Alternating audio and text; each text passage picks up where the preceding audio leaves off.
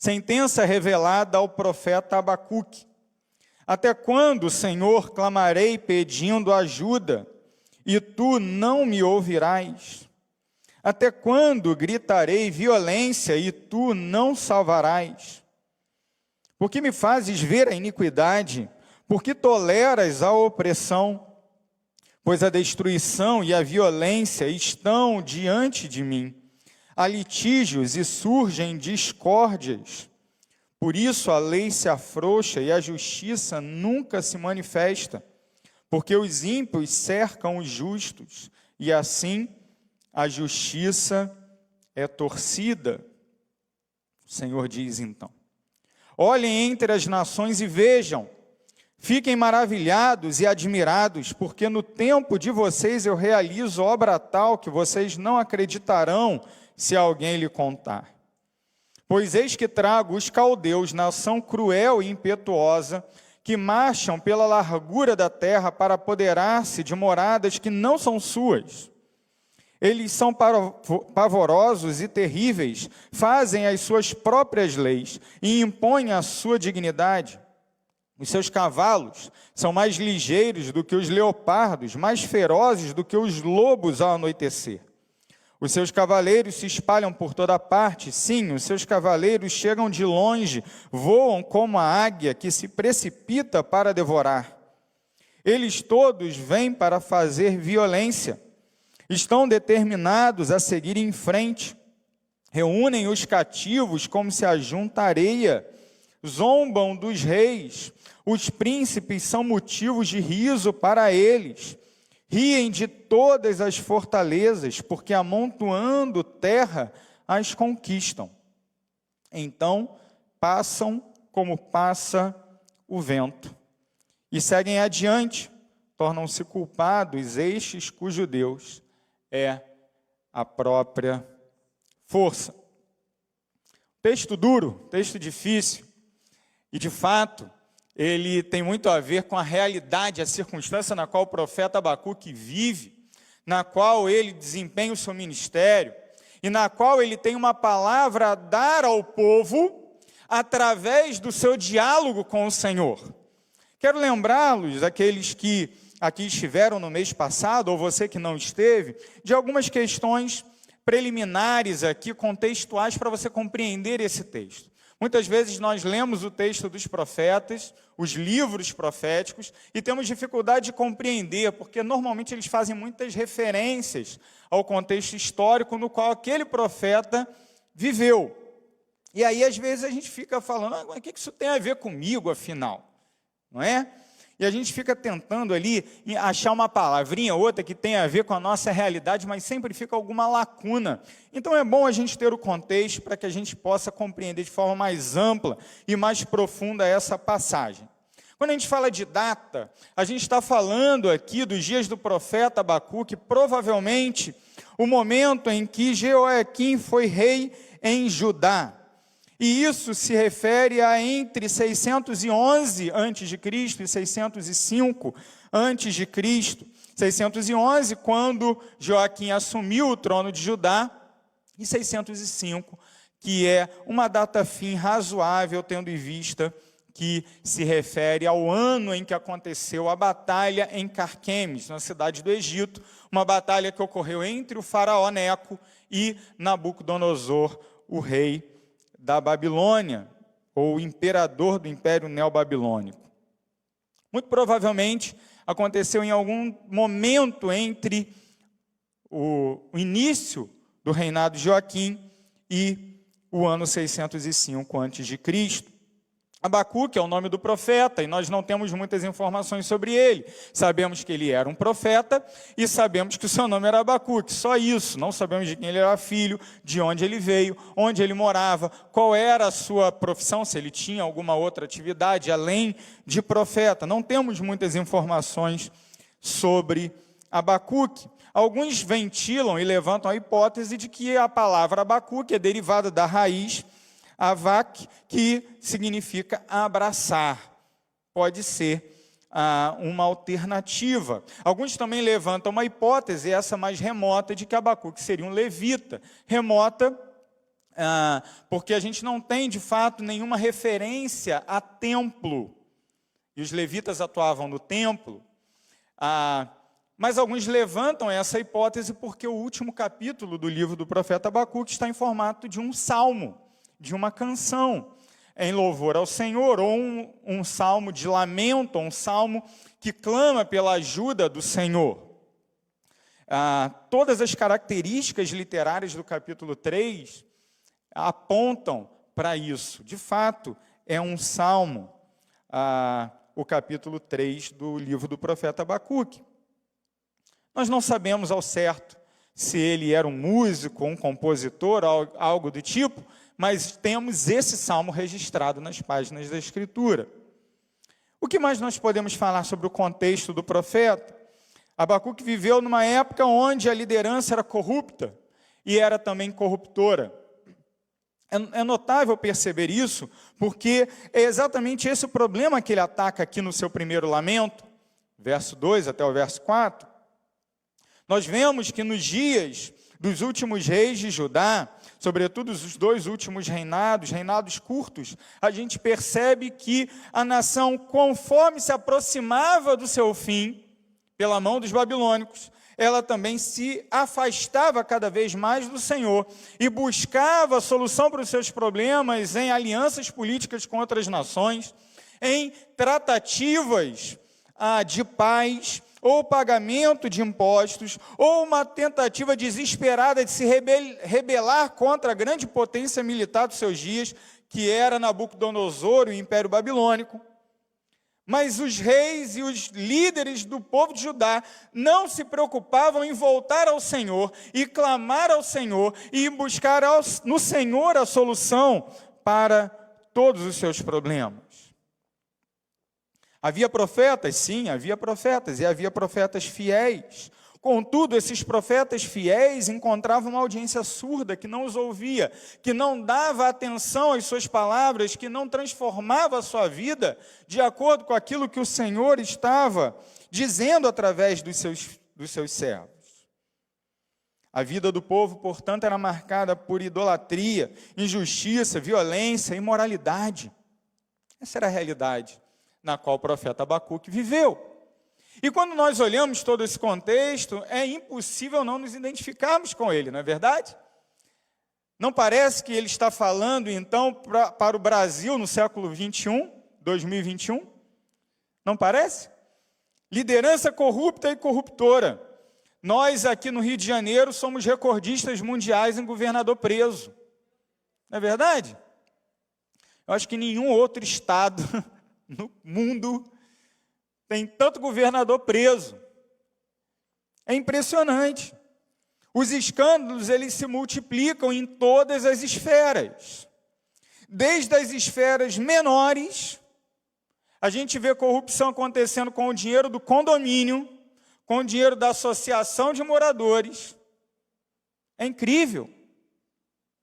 Até o âmbito mais alto do governo do nosso país. Isso não é um privilégio, se é que a gente poderia usar essa palavra, do Brasil. A corrupção, ela se espalha em todos os lugares e nós vemos que o tempo todo acontece que pessoas buscam posição de liderança, não para servir os seus compatriotas, mas para explorá-los através daquela posição. Isso é muito triste de ver. E muito semelhante àquilo que Abacuque viu no trono do rei Davi.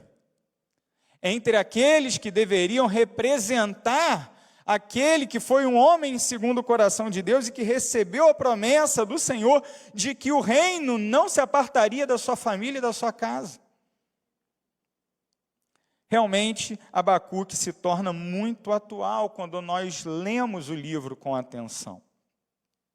Nós desenvolvemos um esboço do livro na nossa última oportunidade.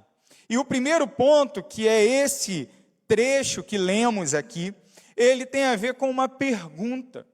Nós estabelecemos uma pergunta, um questionamento para descrever esse trecho do livro do profeta Abacuque. Talvez você não se lembre, mas se você anotou, você tem aí em algum lugar. A pergunta é: se Deus é bom, por que o sofrimento existe? Por que o mal existe? Se Deus é bom, por que o mal existe?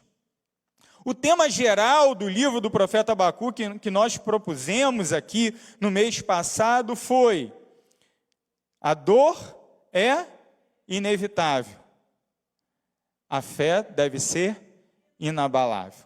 Dor inevitável, fé inabalável. Queridos, com toda a maldade, corrupção, pecado que reina neste mundo, que jaz no maligno, é inevitável que todos nós experimentemos a dor. E no meio da dor, nós precisamos aprender a viver pela fé, e somente pela fé.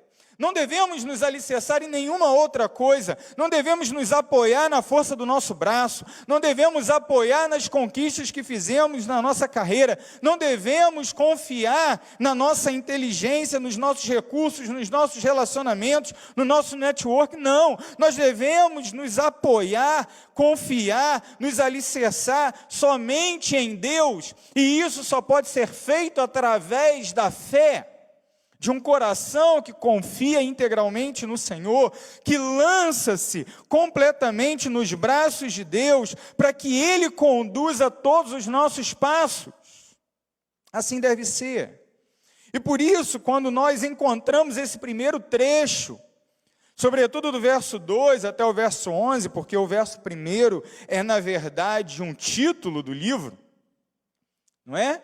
É um prefácio de um versículo, sentença revelada ao profeta Abacuque, sentença em forma de diálogo, oráculo em forma de diálogo. Essa palavra, que é na verdade uma conversa do profeta com o seu Deus, ela foi registrada para que o povo lesse e, lendo, refletisse sobre sua própria condição.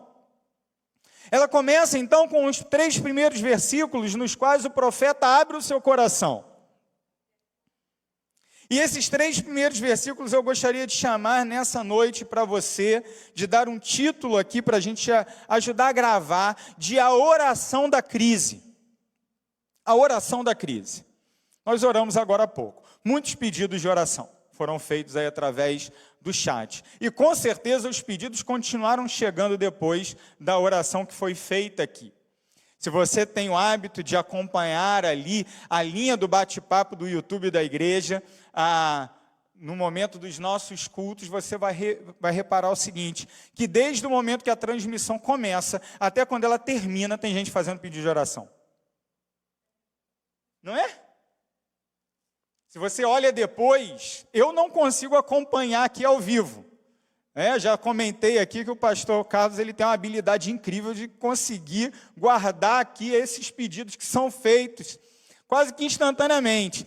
Glória a Deus que o pessoal lá da comunicação, em parceria com o Ministério de Intercessão, junta todos esses pedidos e ninguém fica sem ser lembrado no seu motivo de oração depositado aqui diante do Senhor, através da nossa igreja.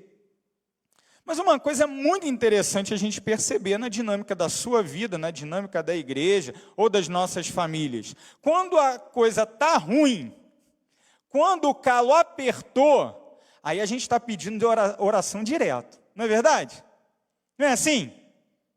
Quando a dor vem, a gente logo lembra de pedir oração. A gente logo cruza com o irmão na rua e fala: meu irmão, ora por mim, porque eu estou passando por isso. Meu irmão, ora por mim, pede a Deus pela minha vida. Às vezes é uma questão particular, que a gente tem alguma reserva de contar, né? A gente não conta nem a condição, mas a oração a gente pede ainda assim. A gente fala: meu irmão, ora pela minha vida.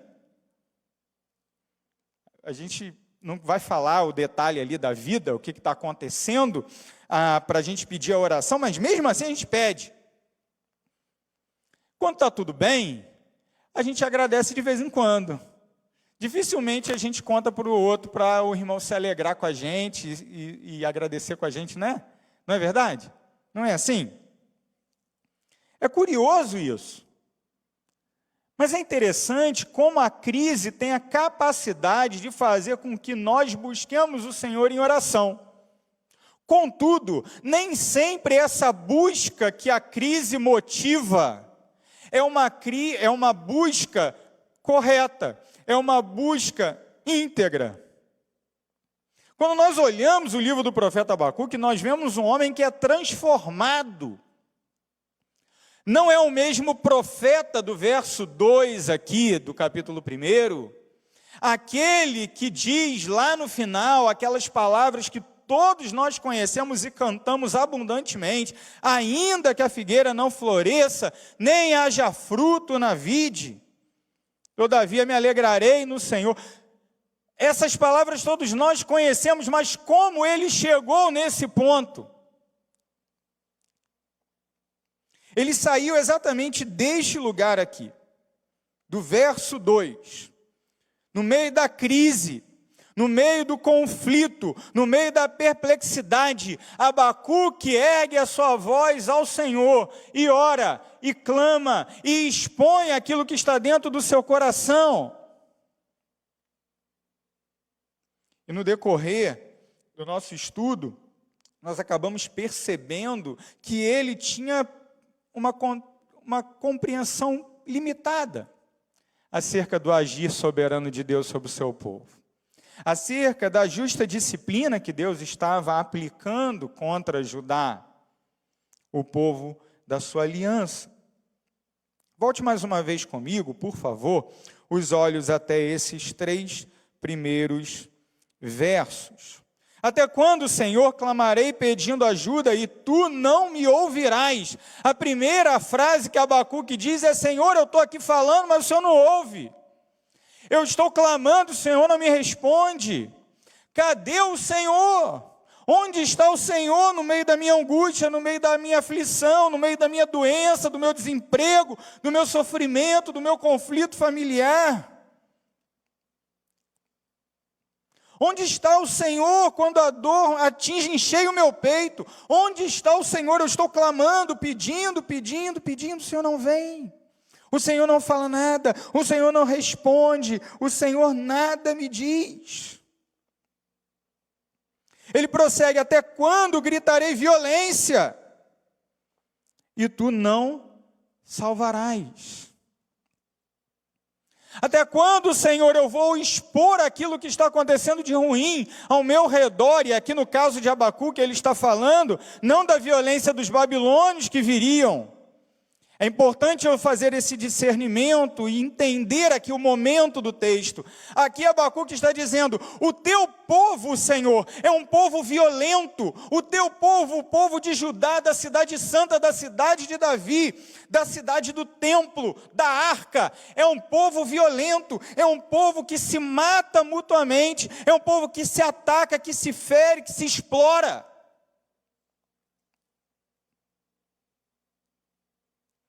Aqui está um povo que oprime o pobre, aqui está um povo que maltrata o desamparado, aqui está um povo que lança a viúva na sarjeta, na mendicância. Aqui está o teu povo, Senhor.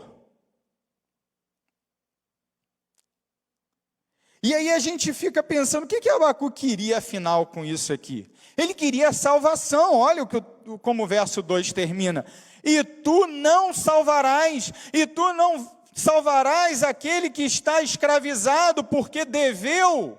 E o contexto social era exatamente esse: pessoas que por conta das suas dívidas, elas se tornavam escravas dos seus credores, e isso acontecia não porque havia um sistema adequado para gerir essa situação, não. O que acontecia é que haviam credores corruptos, que exploravam perversamente o pobre através desses empréstimos abusivos, que no final das contas faria com que esse pequeno agricultor, pequeno produtor, virasse escravo desse credor nas suas terras.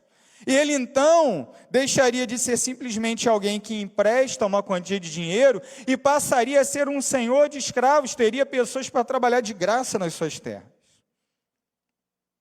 Violência. Violência. Irmão matando irmão. Judaíta matando outro judaíta. Violência. E o que Abacuque quer? Salvação. Por que ele quer salvação? É muito legal a gente olhar como alguns termos importantes para a nossa fé se desenvolvem no decorrer das páginas da Escritura. Quando nós vamos ao Novo Testamento, é natural que a palavra salvação ou o verbo salvar estejam sempre relacionados àquilo que Cristo fez na cruz do Calvário por nós, não é? Nos salvando do pecado, tirando de sobre nós a pena do pecado. E sem dúvida alguma, tudo aquilo que foi falado sobre salvação no Antigo Testamento aponta para a cruz. Aponta para aquilo que Jesus fez, não resta a menor dúvida. Contudo, eu preciso entender a palavra dentro do seu contexto. Salvação acontece, por exemplo, quando o povo tem os egípcios atrás de si e à sua frente o mar, e Deus milagrosamente abre o mar vermelho, o povo passa a pé enxuto e logo depois o exército egípcio é tragado pelas águas. O que é isso? Salvação. É salvação quando um povo que recebeu a promessa de Deus de entrar na terra prometida, recebe uma ordem que parece ser extremamente esdrúxula, de dar voltas sobre os muros de uma cidade, a cidade de Jericó. E no final das contas, aqueles muros simplesmente caem. E o povo de Deus toma aquela cidade. Ora, isso é salvação? É salvação, porque Deus havia prometido que o sustento deles se daria naquela nova terra, e para isso eles deveriam ocupar uma terra que pertencia a outros povos, e esses outros povos eram muito mais poderosos do que eles. Eles não tinham armas nem exército para vencer Jericó. Mas o Senhor os salvou colocando os muros em terra. A salvação, quando Deus envia um profeta à casa de uma viúva, e ali o profeta ressuscita o seu filho, o arrimo da família, aquele que teria a responsabilidade de cuidar da sua mãe. Veja que salvação, então, é algo muito mais amplo do que simplesmente o ato salvífico maravilhoso e final de Jesus Cristo. É claro que tudo isso aponta para a cruz. Não podemos nunca nos esquecer disso. Algumas pessoas tentam colocar a cruz como se fosse apenas mais uma salvação. Não, a cruz é a salvação. Mas é fundamental compreender que quando ele clama por salvação aqui, ele está dizendo: Senhor, por que tu não tiras aquela viúva da sarjeta? Por que tu não tiras aquele trabalhador da escravidão? Por que tu não curas aquele que está sofrendo? Por que o Senhor não atende o teu povo fiel, que padece na mão dessa liderança corrupta? Por que o Senhor não nos livra da morte, sendo que o Senhor já havia determinado sobre Judá o teu juízo? Por que o Senhor permanece em silêncio? Por que o Senhor não salva? É muito interessante aparecer essa palavra salvação aqui. E nós veremos que ela tem paralelos com a resposta de Deus, que nós olharemos daqui a pouco. Mas é muito importante a gente perceber que essa ausência de salvação e a ausência de uma resposta favorável de Deus à oração de Abacuque, de outros servos fiéis, e até mesmo dos infiéis que também oravam a Deus num dia e no outro iam no altar de outros deuses. Era incrível a cara de pau de muitos indivíduos aqui nesses dias. Cada dia era um, né? Já que o Senhor mandou guardar o sábado, então sábado é dia de Yahvé. mas o domingo vai ser do Baal, a terça-feira vai ser Astarote, e aí vai indo, né? Aí o cara vai escolhendo uma divindade para cada dia. Tinha gente que fazia isso. Orava um dia para Deus, outro dia para os falsos deuses. E o Senhor não vem com a sua salvação. E isso acontece porque o povo de Deus estava colhendo aquilo que havia plantado. Ah, pastor, mas isso não se aplica a mim. E aí eu vou lembrar aquilo que a gente falou no mês passado. A relação do pecado com o sofrimento se dá de 3 maneiras diferentes. Primeira maneira é exatamente essa que o povo de Judá estava experimentando aqui. Eles haviam pecado, voltaram suas costas contra Deus, abandonaram a aliança e, como consequência, estavam recebendo a justa punição de Deus. Então, nós sofremos porque muitas vezes nós mesmos pecamos. Então, uma vez que nós escolhemos o pecado, receberemos justamente o sofrimento em decorrência do nosso próprio pecado. Uma pessoa fuma 40, 50 anos e depois contrai câncer de pulmão. O que é isso? É a consequência do seu pecado. Ah, mas isso quer dizer que Deus não a ama? Mas não é isso. Mas aquilo que se planta também se colhe. Existe uma outra forma de relacionarmos o pecado com o sofrimento. Muitas vezes sofremos por causa do pecado de outra pessoa. E isso acontecia muito aqui nos dias de Abacuque. Aquela viúva que estava na sarjeta vivendo de esmola, aquilo acontecia porque o povo de Deus não cumpria a determinação da lei de prover o sustento do desamparado. Se você volta lá no Pentateuco, você vai ver inúmeras prescrições que dizem que o pobre deveria ser acolhido, deveria ser amparado, deveria ser sustentado por aquele que tinha mais do que ele. Haviam várias formas disso acontecer. Mas por que não acontecia? Não acontecia por causa do pecado de outro. Se você está andando na rua e de repente vem um assaltante, coloca uma arma na sua cabeça e fala, me passa tudo que você tem. E você perde lá o seu dinheiro, o seu pertence, o relógio, o seu celular, o que for.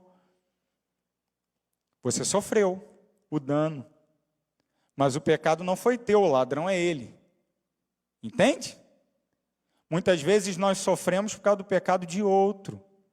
Agora, é claro que aquele camarada lá que vive roubando, um dia ele receberá também a punição do seu pecado. E por último, nós precisamos lembrar que o pecado desfigurou a ordem natural do mundo, do universo. E tendo desfigurado a ordem natural do mundo, há terremoto, há tsunami, há deslizamento de terra, há coronavírus, há outras enfermidades, há desgraças. Não é assim? É culpa de quem? Uma pessoa que de repente contrai uma doença como essa, por exemplo, que já ceifou tantas vidas. A culpa é de quem? É dele? É de outro? É claro que a gente é bom em caçar o culpado, né? Alguém vai falar, não, foi um cara lá na China que criou e tal, não sei. Pode até ser. Sei.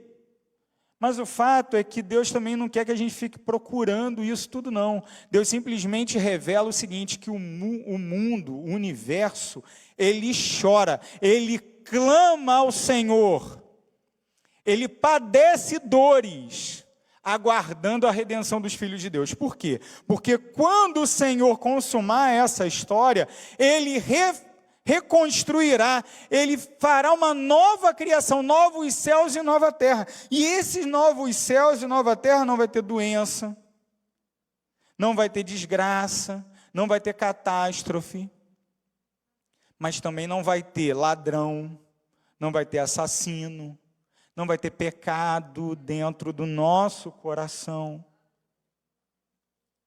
Porque no final das contas, queridos, se nós formos honestos conosco mesmo, e nós formos honestos com as páginas da Escritura, nós veremos que tudo isso aconteceu porque Adão, nosso pai, nosso representante, ele escolheu o pecado. Ou seja, em última análise, a culpa de tudo que é mal é da humanidade, é do ser humano. Porque o Senhor não salva? O Senhor não salva porque muitas vezes Ele está lançando o mal sobre a nossa vida de uma maneira ou a nos corrigir quando a culpa é nossa, ou a nos ensinar quando a culpa é alheia a nós. Nos ensinar o quê, pastor? Tem crente que fica perguntando, o que Deus quer me ensinar? Deus quer me ensinar e te ensinar a ser mais próximo dEle, a ser mais dependente dEle. E essa é a grande lição que o profeta Abacuque aprende. O povo de Judá está sofrendo, os babilônios virão, eles destruirão Jerusalém, eles levarão uma parte do povo cativo, a outra parte do povo vai ficar meio que desterrado lá, largado naquela terra, meio que sem ter o que fazer. Tudo isso vai acontecer dentro de pouco tempo. Dentro de pouco tempo depois que Abacuque diz essas palavras. E tudo isso vai acontecer porque o Senhor assim permite. Porque me fazes ver a iniquidade, porque toleras a opressão, Deus, por quê? Porque há adultério no meu lar, porque há vício na minha casa. Por quê, Senhor? Por quê? Tudo isso está diante de mim. Cadê a tua salvação? Cadê a tua resposta, Deus? A lei se afrouxa, isso tudo é cenário daquela época. Lideranças injustas, lideranças que fazem o mal ao invés do bem. A justiça é torcida. Sim. O que a gente vê aqui é que essa realidade terrível do pecado, o pecado que está nesse mundo e que é gerido por Satanás. Satanás é o gerente desse sistema corrompido no qual a gente vive. Tudo isso nos traz dor, nos traz sofrimento, nos traz perplexidade. E nós precisamos compreender que Deus não saiu do controle. Há algumas lições que nós podemos tirar desses primeiros 3 versos. Primeiro, que Deus pune justamente o pecado. Isso se dá de 2 maneiras. Na morte daqueles que não conhecem o Senhor Jesus, e essa morte não é apenas a morte desse corpo, é a morte eterna. Mas que Deus também pune através da sua amorosa disciplina os seus filhos. É notável perceber que essas palavras se referem a Judá, o povo de Deus. E o que acontece algum tempo depois? Deus restaura Judá. Deus os traz de volta do exílio. Não é assim? E é nessa mesma terra, nesta mesma região, nessa mesma terra, que da tribo de Judá vem, cresce, tem vida perfeita, realiza seu ministério, cura, ensina, expulsa demônios, confronta os líderes religiosos, e ao final de 3 anos de ministério, sobe até o Calvário e entrega voluntariamente a sua vida naquela cruz. O que é isso? É Deus usando essa mesma Judá perversa para produzir salvação. Deus nos disciplina, queridos, e nós não devemos nos debater igual peixe no anzol quando estamos passando pela disciplina de Deus. Nós devemos nos sujeitar, nós devemos nos submeter, nós devemos compreender que quando o Senhor nos põe na disciplina, é porque Ele está tratando o nosso coração, e essa tratativa nos fará melhores. nos fará restaurados, nos fará purificados. Desses 3 versos, nós também percebemos que uma liderança corrupta faz o povo todo sofrer. E isso, então, deve ser para nós um sinal de alerta. Porque é verdade a máxima que diz que todo povo tem a liderança que pediu e que merece. Isso é verdade.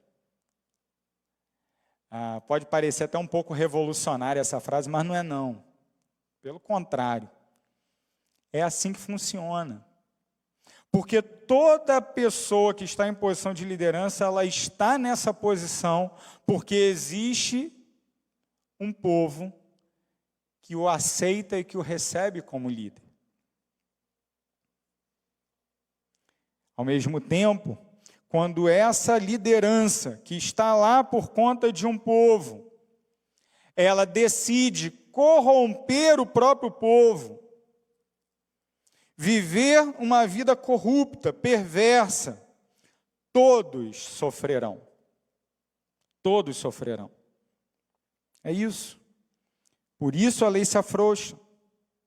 E a lei frouxa faz com que os ímpios cerquem os justos e os oprima.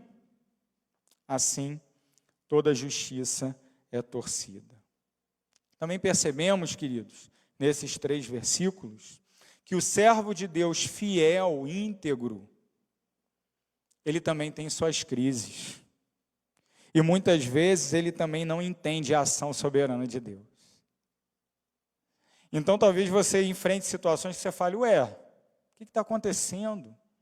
E você fique meio confuso e meio atordoado, por que isso está acontecendo comigo? Porque eu estou enfrentando tudo isso. O que está acontecendo? E aí, você deve compreender que assim como está acontecendo com você e acontece comigo, também aconteceu com Abacuque, servo de Deus. Mas perceba que quando o Senhor nos coloca nessa situação e permite que nós enfrentemos essa situação, o que Ele está fazendo é iniciar um processo de transformação na minha e na sua vida. Um processo de mudança de perspectiva. E onde só há perplexidade, tristeza, confusão no nosso coração, é nesse mesmo lugar que o Senhor quer produzir alegria, alegria que vem pela fé. Meus irmãos, como a palavra de Deus é rica, como ela tem a nos ensinar. Mas é fundamental que eu e você compreendamos que assim como Abacuque fez essa oração da crise, e ele recebe depois a resposta de Deus de uma maneira completamente diferente daquilo que ele esperava, tudo isso vai apontar para um processo de santificação, de transformação, de mudança verdadeira na vida do servo de Deus, que em última análise fará com que cada um de nós sejamos mais parecidos com Jesus Cristo. Eu quero rapidamente apontar para você 2 versos da segunda parte do texto que lemos. Primeiro, verso 6. Pois eis que trago os caldeus, nação cruel e impetuosa, que marcham pela largura da terra, para apoderar-se das moradas que não são suas. O que está acontecendo aqui? Abacuque não pediu para Deus sair do silêncio? Abacuque não pediu uma resposta de Deus? O que acontece aqui é que a resposta de Deus é pior do que o próprio silêncio. Como assim? Eu pensei que agora que tudo ia dar certo. Não.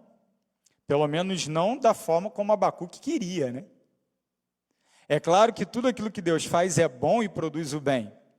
Mas Abacuque queria a libertação do sofrimento que ele estava experimentando naquele momento. E toda vez que a gente ora pedindo o livramento de Deus, é isso que a gente quer. A gente quer que Deus intervenha naquele momento, mude a circunstância e nos dê aquilo que a gente quer. Naquela hora, daquele jeito, da forma como nós pensamos e imaginamos. E a resposta de Deus é: sim, há muita maldade em Judá, há muita maldade nos governantes, há muita maldade entre o povo, mas eu vou mandar um povo pior ainda do que vocês são, e o nome deles são babilônicos, a Babilônia são os caldeus, caldeus e babilônicos é a mesma coisa. E esse pessoal vai chegar, e vai dominar, e vai destruir, e vai abalar a sua terra. Versos 7, 8, 9 e 10 são consequências, são desdobramentos do verso 6. Tudo aquilo que ele falou daí por diante é como que os babilônios vão destruir tudo e vão se manifestar como instrumento de juízo de Deus contra o povo infiel de Judá. Perceba quem é o sujeito do verbo no versículo de número 6. Pois eis que eu trago os caldeus. Não é, e eis que por um acidente os caldeus estão vindo e vão destruir vocês, não. Deus fala, sou eu. Eu controlo a história. Eu controlo tudo. Eu controlo absolutamente cada acontecimento. É a providência de Deus. E a providência de Deus, ela é maravilhosa. Ela é boa. A vontade de Deus é boa, agradável e perfeita. Todas as coisas cooperam para o bem daqueles que amam a Deus, dos que são chamados segundo o seu propósito. Sim, Deus, quando manda o seu juízo contra o povo da aliança, Ele está tratando com o caráter desse mesmo povo e trazendo esse povo que escolheu estar distante dele, novamente para junto de si. A disciplina é boa, e a disciplina é boa mesmo quando o instrumento da disciplina são pessoas terríveis, um povo cruel e perverso como os babilônios. Eis que eu trago os caldeus. Isso vai gerar em Abacuque uma nova crise, e no mês que vem a gente vai ver essa nova crise. Tanto que ele continua perguntando a Deus a partir do verso de número 12. Mas é muito legal a gente perceber no texto que essa condição tão difícil no qual o povo de Judá estava vivendo, no qual o profeta estava vivendo, que nada disso saiu do controle soberano do Deus que ama o seu povo. Mas se Deus ama, pastor, por que Ele manda então a destruição? Por que Ele manda a doença? Por que Ele manda a tristeza? Por que Ele manda o sofrimento? Por quê? Porque no final, tudo aquilo vai produzir algo muito melhor. Algo que na hora a gente não vê, mas é assim que Deus faz. Eu acho que o grande ponto de crise para mim, e talvez seja para você também, é que eu sempre quero entender. Não é? No meio da dor eu falo assim, Deus, espera aí, não está fechando a conta, não está batendo, me explica, eu quero botar na equação, eu quero fazer uma planilha no Excel que no final o cálculo vai dar certinho. Não é assim que a gente gosta de planejar? Agora a questão é, o nosso planejamento só está, de fato, submisso ao Deus todo-soberano, se quando Ele intervém, eu digo, sim, Senhor, eis-me aqui. Mas a questão é que a gente não gosta de fazer assim, não. A gente fala assim, Deus, olha só, eu estou aqui, beleza, ó. O Senhor pode me dar um ministério de sucesso, pode me dar uma vida repleta de realizações, o Senhor pode me dar uma vida muito próspera, muito rica, cheia de coisa boa. Beleza? Para isso eu estou aqui. Quando eu faço isso, quem é o Deus da história, uai? Sou eu, é Deus. Quando eu falo Deus é o seguinte, a minha caixinha é essa, ó, a minha caixinha é essa. O Senhor entra aqui na minha caixinha e faz exatamente aquilo que eu já programei. Afinal de contas, a minha vontade é boa, agradável e perfeita. Quem é o Deus da história?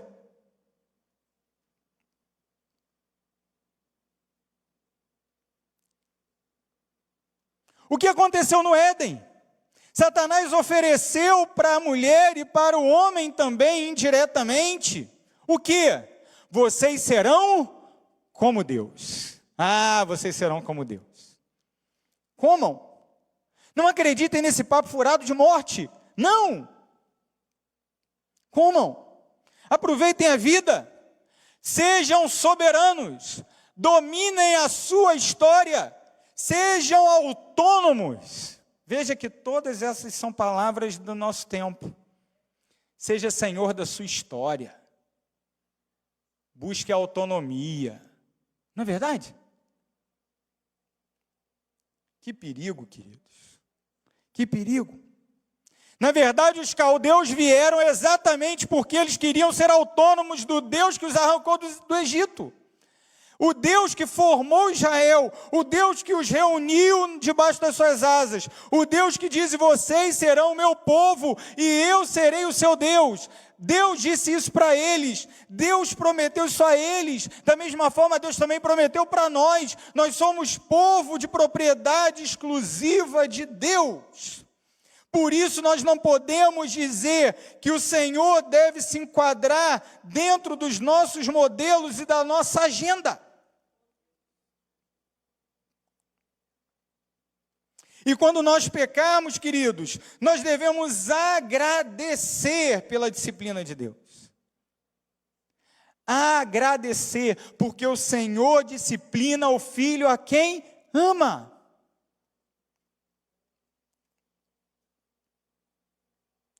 Ah, pastor, mas essa vara está doída. Imagina para os judaítas. A vara da disciplina que veio sobre eles era nada mais, nada menos que o exército mais poderoso dos seus dias. Culminou em cercos terríveis contra a cidade de Jerusalém, marcados por fome. Pessoas morreram de fome. E o cerco foi finalizado porque, em desespero, os poucos soldados que restaram dentro dos muros de Jerusalém saíram correndo, desesperados. Assim se deu a disciplina de Deus contra esse povo. Ah, queridos irmãos, nós não devemos buscar a disciplina, devemos buscar a santidade. Mas se em algum momento nós nos desviarmos do padrão de Deus, e isso vai acontecer porque somos pecadores, nós devemos louvar ao Senhor pela sua disciplina. Porque a disciplina, ela acontece, mas ao final ela nos deixa melhores. Ah, pastor, mas Deus não está sendo justo aqui. Porque os babilônios, eles são muito maus. Verso 11. Então passam como passa o vento e seguem adiante. Tornam-se culpados estes cujo Deus é a própria força. Deus então usa o mal para o seu propósito soberano. Não é isso que está escrito aqui? É isso mesmo que está escrito aqui. Deus usou esses caras, mas no final das contas eles também iriam pagar o preço da sua própria iniquidade. Deus não deixa nenhum pecado sem punição. Deus não deixa nenhum pecado sem punição. Ah, pastor Lucas, mas que coisa, o que fazer? Uma palavra dura, uma palavra que apresenta uma realidade difícil, de que a punição vai acontecer, de que a disciplina ela vai vir muitas vezes sobre nós e nós vamos chorar e vai doer. Sim. Mas eu quero que você veja alguns dos paralelos entre a primeira e a segunda parte do texto que lemos. Abacuque clama por salvação. Deus manda a disciplina, verso 2 e verso 6. Abacuque questiona por que eles estão vivendo iniquidade, opressão, destruição e violência.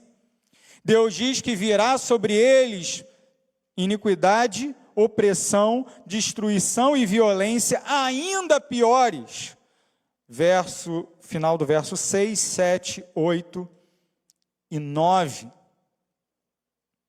Abacuque clama por justiça no verso 4. E o que Deus diz que virá sobre eles? Que virá também a destruição. Mas, no verso 11, aqueles que serão os algozes de Israel também sofrerão a justiça de Deus.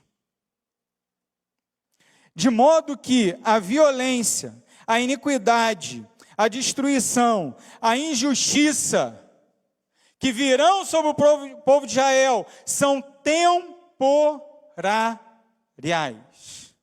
Porque ao final de todas essas coisas virá, sim, a salvação, a santidade, a justiça. De que forma isso acontecerá?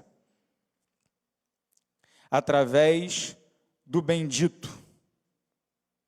Zacarias canta Benedictus. Está registrado no capítulo 1 do Evangelho de Lucas, a partir do verso 68. Não vou ler tudo, vou ler metade do cântico. Bendito seja o Senhor Deus de Israel, porque visitou e redimiu o seu povo. Os babilônios vão passar, e eles vão sofrer também, por conta da sua própria iniquidade.